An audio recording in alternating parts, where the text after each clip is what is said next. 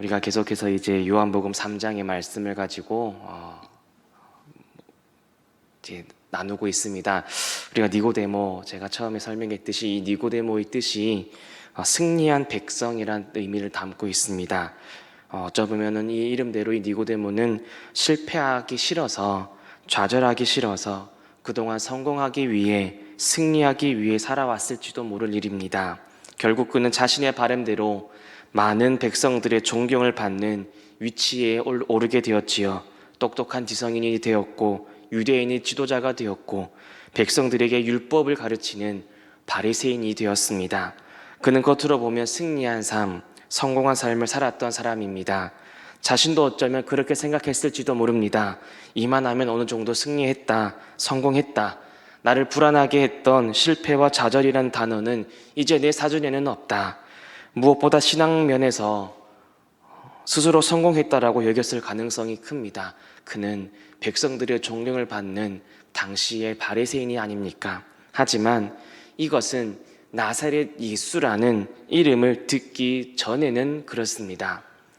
바리새인들을 향해 이 독사의 자식들아 라고 하며 혼을 내던 세례 요한이 하나님의 아들이고 메시아고 그리스도라고 증거하던 그 예수님이 이스라엘의 명절인 유월절에 예루살렘에서 표적을 행하신다라는 이야기를 듣기 전까지 니고데모는 그렇게 살았을 것입니다. 저는 니고데모 입장을 한번 생각해 보았습니다. 예수라는 분이 도대체 누구이기에 이처럼 나의 승리, 나의 성공을 뒤흔든단 말인가? 니고데모는 충분히 그렇게 생각했을지 모릅니다. 스스로가 그러한 마음적인 그러한 도전이 받았지 않았겠나 저는 생각이 듭니다. 이 니고데모는 평온했던 자신의 바리새인의 삶을 부정하는 저 세례 요한과 그리고 그가 증거하던 예수님을 오랫동안 예루살렘에서 살펴보았을 것입니다. 한밤중에 예수님을 찾아온 것 자체가 어쩌면 그 니고데모에게는 자존심에 금이 가는 일이었을지도 모를 일이지요. 그가 그동안 굳게 생각했던 성공 그리고 승리한 모습이 아니라 죄인처럼 은밀하게 찾아가야 하는 것이 이 니고데모 본인에게도 어쩌보면은 싫었던 일이었을 것입니다. 그럼에도 불구하고 니고데모는 질문해야 했고 답을 알아야 했습니다. 성도 여러분, 예수님을 만나기 전 인생의 모습들은 이와 같지 않을까 생각합니다. 하나님께서 부르시고 하나님께서 그 부르심에 은혜를 주시고 하나님을 진정 믿기 전까지 사람은 자신의 삶이 평온하고 아무 문제가 없다라고 생각합니다. 하지만 하나님께서 우리 인생에게 베푸시는 이 구원의 은혜를 받은 후에는 하나님의 말씀으로 말미암아 우리의 삶이 평온했던 것이 아니라 문제가 없었던 것이 아니라 말씀을 통해서 문제가 없었던 것이 아니라 깨닫지 못했다라는 것을 깨달아지게 되는 겁니다. 살아있고 활력이 있어서 어떤 것보다 예리하여 관절과 골수를 찔러 쪼개기까지 하고 마음의 생각과 뜻을 판단하시는 그 하나님의 말씀으로 말미암아 우리는 우리의 문제와 허물과 부끄러움과 악한 본성을 깨닫고 그럼에도 불구하고 우리를 사랑하셔서 십자가에 오르시고 예수 그리스도께서 죽으신 그것을 더 바라보며 그 은혜가 날마다 내 삶 속에 넘치기를 간구하며 살아가야 하는 인생임을 잊지 말아야 하는 것이지요. 그러므로 성도 여러분, 하나님의 말씀이 우리의 마음을 두드릴 때에 마음의 문을 엽시다. 하나님의 말씀이 우리의 마음을 판단할 때에 그 겸손히 주님 앞에 순종합시다. 왜냐하면 자신을 하나님 말씀 앞에 낮출 때에 찌르고 쪼개지는 수술 후에 찾아오는 회복이 있기 때문입니다. 그 회복이 우리와 우리 가정과 우리 자녀를 살리고 건강하게 한다라는 것을 깨닫고 말씀 앞에 서로 서 나가는 우리 모두가 되기를 축복합니다. 예수님께서는 그런 니고데모를 보시고 마지막으로 두 번의 말씀을 전하셨습니다. 처음 말씀은 지난 시간 살펴본 말씀이지요. 예수님은 니고데모가 믿지도 아니하고 인정하지도 아니하고 하나님의 말씀을 받아들이지도 않음을 보시고 너는 인정하지 않는다며 니고데모의 그 상태를 문제를 정확하게 짚어내십니다. 니고데모 스스로가 바리새인으로서 말씀을 받고자 하는 마음이 없다라는 것을 알리신 것입니다. 그런데 거기서 끝을 내시지 않았습니다. 예수님께서는 이제 그럼에도 불구하고 하나님께서 너 니고데모 같은 인생일지라도 사랑하시고 독생자를 주셨다라는 은혜의 말씀을 마지막으로 전하십니다. 성도 여러분, 우리가 믿는 하나님, 우리를 택하신 하나님께서는요, 우리의 죄와 우리의 문제를 찾아 날카롭게 압박하시고 비난하시는 분이 아니라 하나님의 긍휼이 있고 사랑이 있고 회복이 있음을 알려주셔서 우리로 하여금 스스로 돌아보고 깨닫게 하시고 마침내 돌이키게 하시는 선하시고 인자하신 분이심을 우리는 믿어야 합니다.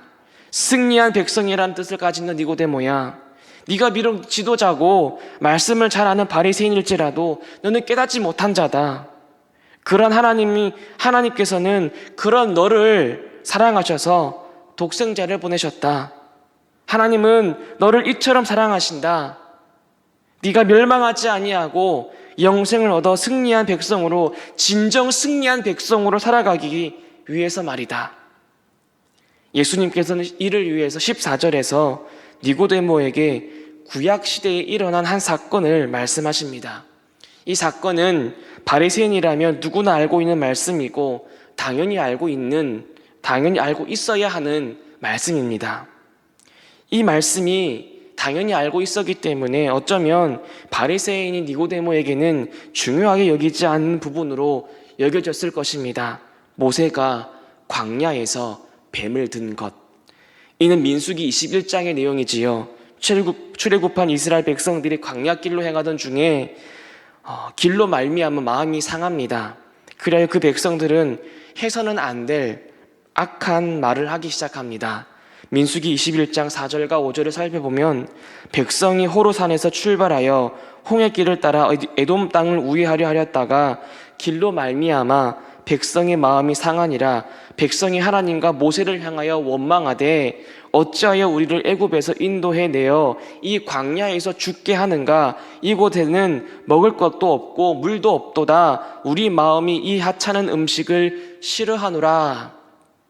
그때 하나님께서는 그 백성을 징계하려 하셨는데요, 불뱀을 보내십니다. 많은 백성들은 불뱀에 물려 죽었고요. 그리고 죽어가고 있는 상황에 직면하자 이 백성들이 그제야 뉘우치는 겁니다. 하나님께서는 이런 백성들을 위해 기도하는 모세를, 그 기도를 들으시고 모세에게 불뱀을 만들어서 장대 위에 매달아라. 물린 자마다 그것을 보면 살리라 라고 하셨습니다. 모세는 급히 놋뱀을 만들어서 장대 위에 달았고요. 뱀에게 물려 고통스럽게 죽어가는 백성들은 그 놋뱀을 쳐다보며 다시 살리심을 얻었습니다. 이 모든 것은 죄인들이 구원받을 수 있도록 예수님께서 스스로 십자가에 들려져야 함을 예표하는 것입니다. 모세가 광야에서 뱀을 든 것 같이 인자도 들려야 하리니, 십자가에서 하나님의 아들 예수 그리스도께서는 우리를 위하여 들리셔야 했습니다. 우리가 받아야 할 그 모든 고통과 저주를 친히 십자가 위에서 다 감당해 내셔야 했습니다. 그 모든 고통과 조롱을 감당하셔야만 했던 이유는 단 한 가지, 우리를 죄에서 구원하시기 위해서입니다. 따라서 본문에서 예수님께서 니고데모에게 이 민수기 21장의 사건을 들려주실 때에 예수님께서는 분명 니고데모에게 은혜의 복음을 전하고 계셨음을 우리는 알 수가 있습니다. 성도 여러분, 이스라엘 백성들은요, 자신들을 물고 있는 뱀과 싸우라는 명령을 받지 않았습니다. 독이 퍼져 고열에 시달리고 괴로워하고 있는 상태에서 어떻게 싸울 수 있겠습니까? 무엇보다 독으로 인하여 죽어가고 있는데 불뱀과 싸워봤자, 이겨봤자 무슨 소용이 있겠습니까? 하나님께서는 오직 장대에 달린 놋뱀을 바라보라 하셨습니다. 이해되지 않지만 하나님께서 말씀하셨기 때문에 그대로 하는 믿음으로 반응해야 하는 것입니다. 이해되지 않지만 하나님께서 하신 그 말씀이 죽어가는 자들을 살리는 것입니다. 하나님의 말씀을 의지하며 그 말씀 따라 굳게 믿는 것밖에는 인간이 할 수 있는 일이 없습니다. 예수님은 이것을 니고데모에게 이렇게 전하십니다. 이는 그를 믿는 자마다 영생을 얻게 하려 하심이니라. 실로 니고데모의 삶은 승리하고 성공한 삶이 아니라 불뱀에 몰려 고열에 시달리다가 괴로워하고 죽어가는 인생이었습니다. 모든 인생이 그렇게 살기에 자기 자신 살기도 바쁘고 자신 고치기에도 바빠서 도구로 죽어가는 옆에 사람도 돌보지 못하는 그런 비참한 삶을 살아가는 인생. 니고데모는 예수님의 말씀을 통하여 자신의 인생이 광야에서 독뱀에 물려 외로이 죽어가는 인생이었음을 깨닫지 않았겠습니까? 바리새인들이 가르쳤던 것은요, 율법을 지켜야 구원받는다는 것이었습니다.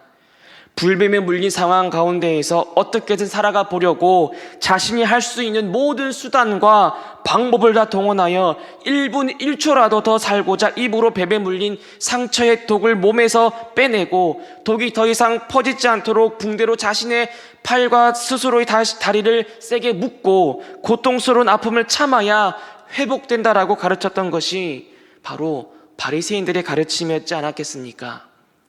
그러나 그러한 그 처절한 노력도 진실로 나음을 주는 것이 아니라 모세가 장대에 매달아 올린 노뱀을 보아야만 살 수 있었던 것입니다.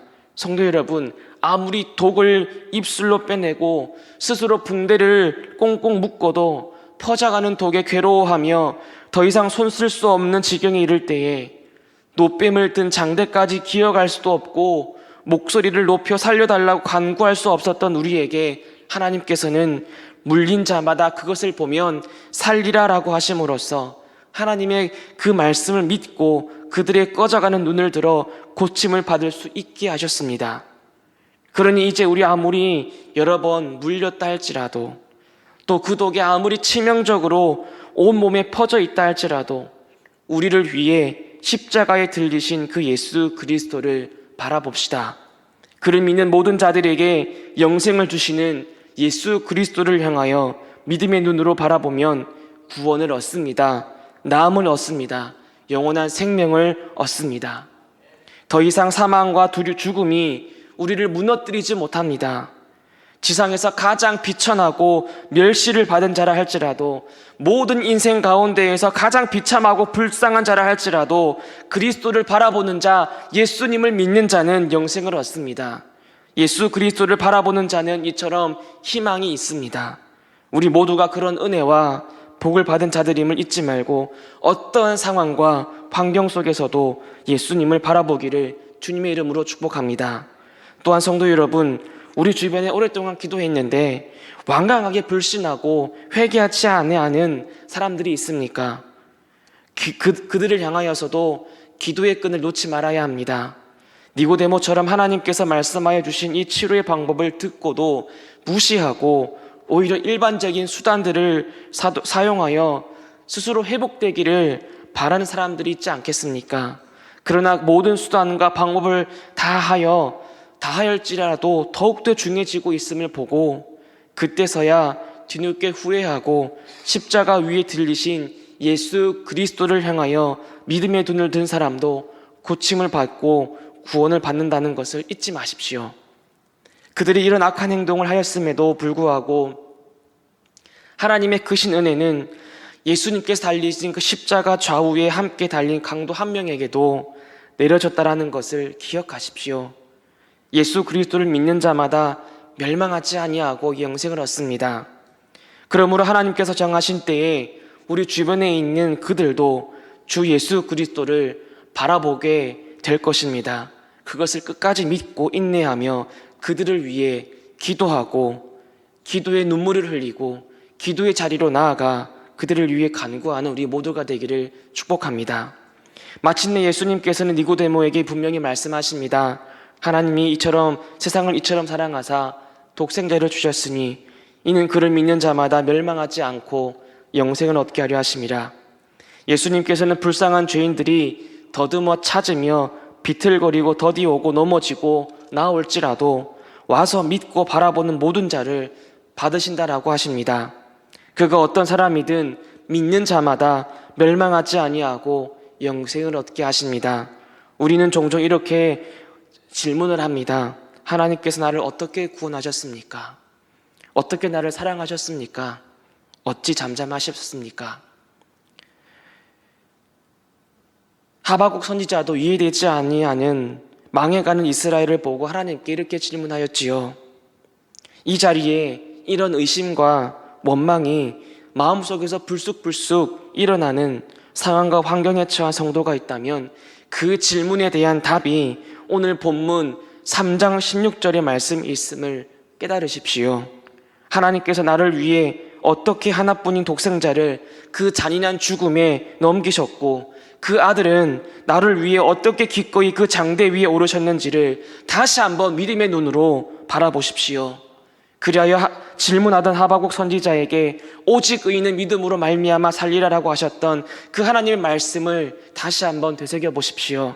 하나님께서 우리의 인생에게 어려움과 아픔과 고난의 원인에 대한 답 대신에 인생의 어려움과 아픔과 고난을 어떻게 이겨내야 하는지에 대한 답을 주신 것입니다.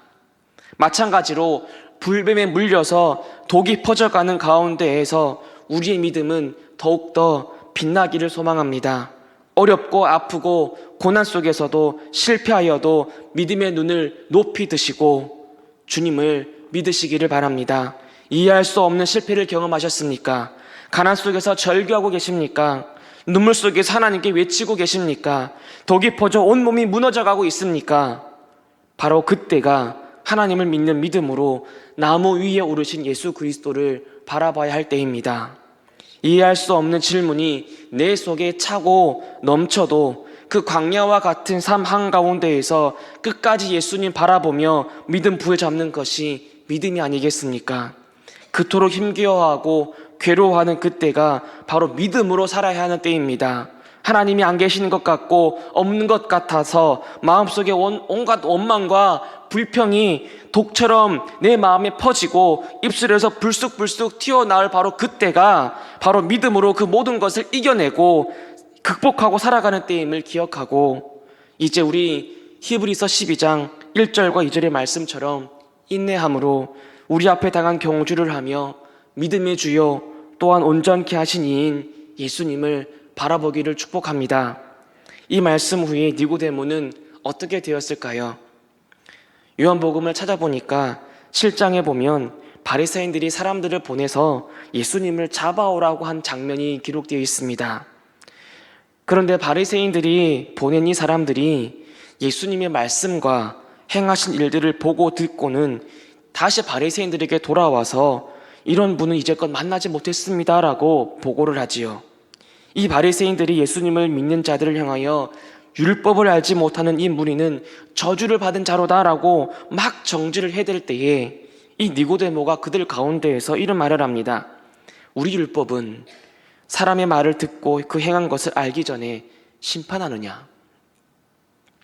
예수님을 만난 니고데모는 자신을 포함한 바리새인들이 전하는 우리 율법, 그 율법이 뭔가가 잘못되었음을 깨달았던 것입니다. 그것만 해도 얼마나 놀라운 변화인지 모릅니다. 또한 9절은 예수님께서 십자가를 지신 이후에 니고데모가 다시 등장합니다. 아리마대 사람 요셉은 예수의 제자이나 유대인이 두려워 그것을 숨기더니 2일 후에 빌라도에게 예수의 시체를 가져가기를 구하매 빌라도가 허락하는지라. 이에 가서 예수의 시체를 가져가니라.